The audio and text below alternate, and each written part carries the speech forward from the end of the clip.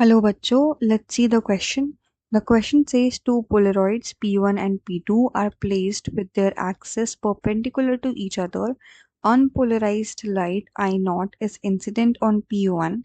A third Polaroid P3 is kept in between P1 and P2 such that its axis makes an angle 45 degree with that of P1. The intensity of transmitted light through P2 is. So the key concept of this question is Malus law. Malus law intensity के बारे में बात करता है जब एक light एक polariser पर पड़ती है। So according to the question पहले हम समझते हैं कि कैसे जो पोलराइजर्स हैं, जो पोलरॉइड्स हैं, वो अरेंज्ड हैं।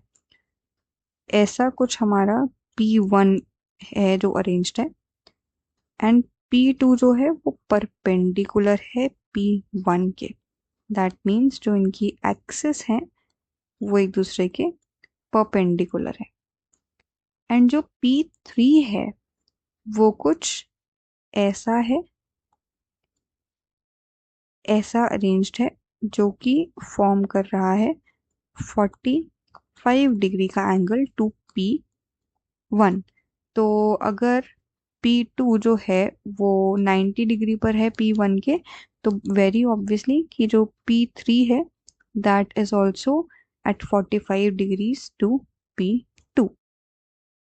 सो अकॉर्डिंग टू द क्वेश्चन हुआ क्या है कि एक unpolarized light with the intensity I0 P1 पे पड़ी है एंड हमें बताना है कि जब ये इंटेंसिटी पास होकर P2 से फाइनली निकलती है तो इसकी इंटेंसिटी क्या है। तो समझते हैं कि जो I0 वाली लाइट है वो P1 से निकलेगी तो जो इंटेंसिटी होती है वो हाफ हो जाती है, राइट। अगर ये हाफ इंटेंसिटी वाली लाइट P2 से निकलेगी तो ये, अब जो हम इंटेंसिटी फाइंड आउट करेंगे एक फॉर्मूला से करेंगे जो है, suppose this is I1, I2 will be equal to I0 by 2। That is हम लिख सकते हैं I1 cos square theta, that is I0 by 2।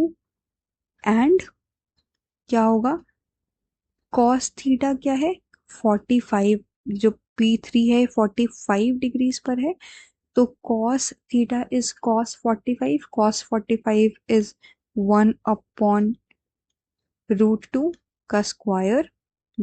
I2 comes out to be I0 by 4। Now अगर ये I0 by 4 वाली जो light है that I0 by 4 goes through P3 polarizer, तो अगेन I3 जो आएगा हमारा it will be I2 cos square theta, that will be I0 by 4। And again जो P2 है वो 45 डिग्रीज पर है तो cos 45 is 1 upon root 2, 1 upon root 2 square। So the answer will be I0 by 8।